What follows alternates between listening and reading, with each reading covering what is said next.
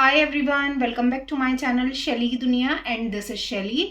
आज मैं आप लोगों के साथ ये मेकअप लुक शेयर करूंगी जिसको आप किसी भी पार्टी फंक्शन में इजीली कर सकते हैं। और इस मेकअप लुक की खासियत ये है, इस मेकअप को मैंने सिर्फ ये सिंगल पैलेट के यूज से किया है। आप बिलीव नहीं करोगे, इसको मैंने इतना ज़्यादा यूज़ किया है, आप इसकी हालत देखकर पहचान सकते हो। ऑलमोस्ट कुछ शेड्स ऐसे हैं जो ख़त्म ही होने वाले हैं। तो ये पैलेट बहुत ज़्यादा हेल्पफुल है, बिगिनर्स के लिए भी मैं हाईली रिकमेंड करूँगी। ये पैलेट बहुत यूज़फुल है, मेरे बहुत काम आया है। स्किन वालों के लिए स्पेशली आज मैं ये मेकअप लुक शेयर करूँगी। आप देख सकते हैं कितना ज़्यादा फिनिश आ रहा है। और ये आपको मैं नॉर्मल जो नेचुरल लाइट होती है उसमें आपको मैं दिखा रही हूँ, कोई फिल्टर नहीं है, कुछ नहीं, बिल्कुल भी फिल्टर नहीं है। आप देख सकते हैं कितना ज़्यादा ग्लो है। और इसमें ड्राई स्किन वालों को ये ज़्यादा दिक्कत रहती है कि उनका बेस थोड़े टाइम बाद क्रैकी होने लगता है और जो बेस है वो आपका काला पड़ने लगता है। तो सारे टॉपिक्स मैंने आज इस वीडियो में कवर किए हैं, होप सो आप लोगों को हेल्पफुल हो जाए। तो वीडियो पूरा एंड तक देखना। वीडियो मैंने स्टेप बाय स्टेप बताई है, साथ में मैंने इसके कुछ टिप्स एंड ट्रिक्स भी बताए हैं जो आप लोगों के लिए हेल्पफुल होने वाले हैं। CTM में ऑलरेडी कर चुकी हूँ। प्राइमर से स्टार्ट करते हैं। यहाँ पर मैंने लिया है स्विस ब्यूटी का रियल मेकअप बेस प्राइमर। और अगर आप ड्राई स्किन वाले हैं तो ये प्राइमर तो आपके पास होना चाहिए।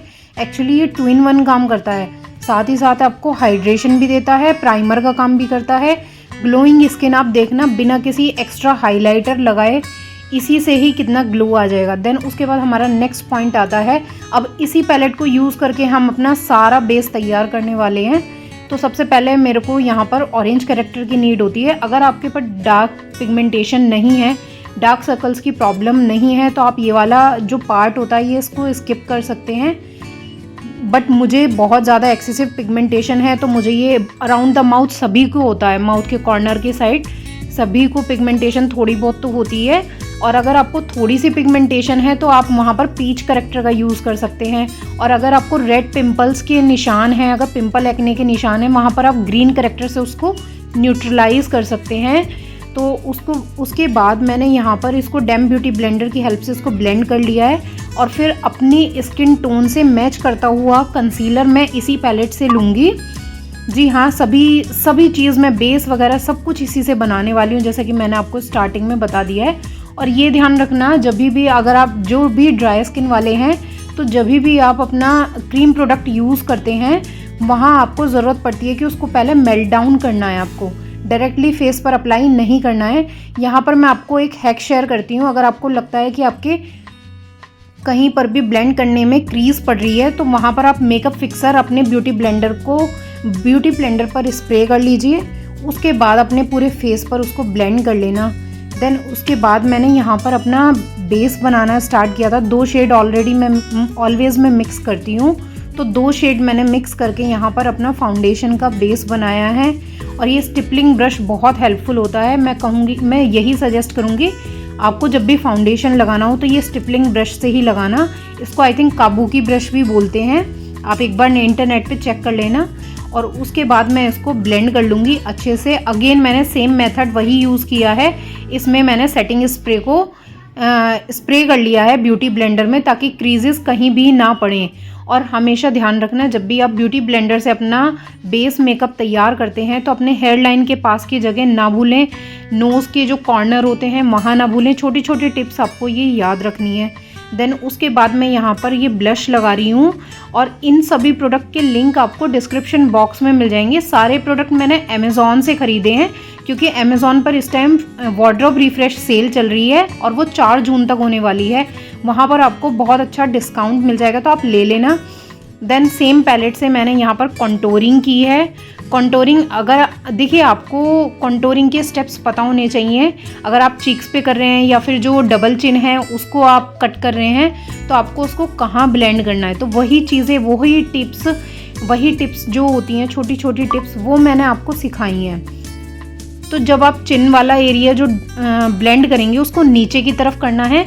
और ये जो चीक्स वाला जो एरिया होता है जहाँ पर आप कॉन्टोरिंग करते हैं, जिसको आप लिफ्ट करने के लिए, उसको हमेशा आपको ऊपर की तरफ इसको ब्लेंड करना है। ये ध्यान रखना, अगर आप नीचे की तरफ करेंगे तो जो गाल हैं आपके वो लटके हुए दिखाई देंगे, क्योंकि इससे ऑफ कोर्स हम कटिंग कर रहे हैं, अपने फेस की कटिंग कर रहे हैं। जिनके भी डबल चिन होता है या हैवी फेस होता है देन इसके बाद हम अपने आईब्रोज़ को स्पूली से शेप कर लेंगे पहले। वैसे मेरी ऑलरेडी बनी हुई है आईब्रोज़, बट मैं थोड़ा थोड़ा सा इसको फिल इन करूँगी जहाँ भी मुझे गैप नज़र आ रहा है। आपको ज़्यादा छेड़छाड़ नहीं करनी है आईब्रो से, अदरवाइज़ वो अजीब सी बन जाएंगी। बिल्कुल नेचुरल रखना है, सिर्फ जहाँ आपको गैप दिख रहा है वहाँ आपको फिल इन करना है इनको। तो ये देखिए मैं बहुत ही हल्के हल्के हाथों से स्ट्रोक्स लगाकर, और आगे की तरफ आपको प्रोडक्ट बिल्कुल भी नहीं लेना है। जब सारा ब्लेंड हो जाए, सारा पीछे की तरफ हो जाए, देन उसके बाद आपको आगे की तरफ स्ट्रोक्स लगाने हैं। उसके बाद अब हम हाइलाइटिंग करते हैं अगेन सेम पैलेट से।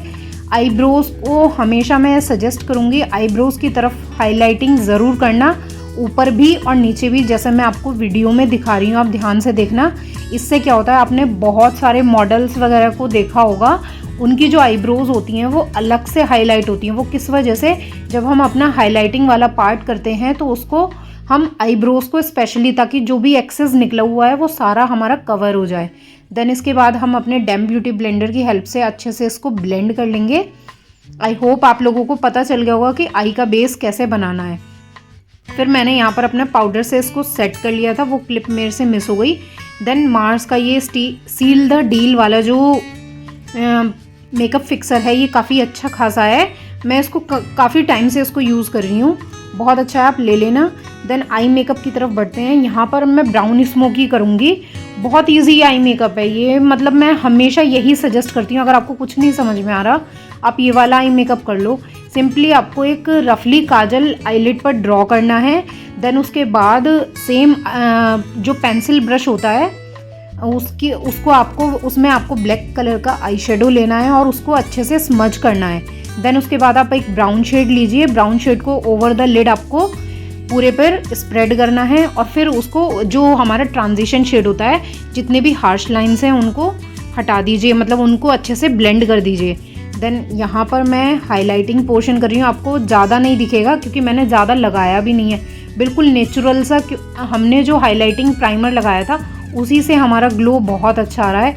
एक्स्ट्रा हाइलाइटर वो गर्मियों के टाइम में अगर आप मेकअप कर रहे हैं ना, तो एक्स्ट्रा हाइलाइटर, अच्छा डे में अगर आप कर रहे हैं तो ज़्यादा हाइलाइटर अच्छा नहीं लगता, अगर आप नाइट में कर रहे हैं तो चल जाता है। देन इसके बाद हमारा बेस मेकअप बिल्कुल कंप्लीट हो चुका है, और यहाँ पर मैं मार्स के आईलाइनर से लिप लाइनिंग कर रही हूँ। लिप लाइनिंग आपकी बहुत अच्छे से होनी चाहिए, बहुत तसल्ली से मेकअप करना, बिल्कुल टाइम दे के मेकअप करना चाहिए हमें।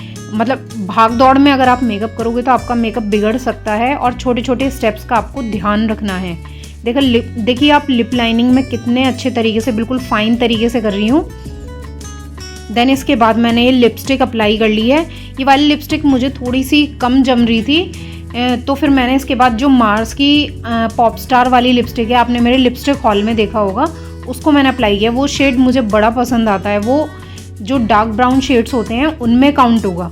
इस तरीके का ये शेड था। पहले मैंने ये रिकॉर्ड वाली लिपस्टिक लगाई थी, बट मुझे थोड़ा सा ये जची नहीं, तो मैंने उसके ऊपर वो अप्लाई कर ली थी। देन उसके बाद मैं जो जेल लाइनर है, स्विस ब्यूटी का जेल लाइनर, उससे मैं आईज के कॉर्नर निकाल रही हूँ।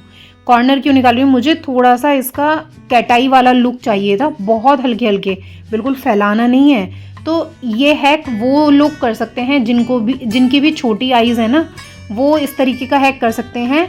और मैंने रेने का यहाँ पर वाइट काजल यूज़ किया है लोअर लैश लाइन पे। और यहाँ पर देखिए मस्कारा लगाने के बाद बेस मेकअप हमारा कंप्लीट होता है, बिल्कुल नेचुरल लाइट में। ये मैं बिना फिल्टर के आपको मेकअप दिखा रही हूँ, कोई किसी तरीके का फिल्टर यूज़ नहीं हुआ है। आप फिनिशिंग देख सकते हो, बहुत अच्छी बहुत प्यारा मुझे ये मेकअप लुक लगा है, बहुत प्यारा है, बहुत सुंदर है। मुझे तो पर्सनली बहुत पसंद आया।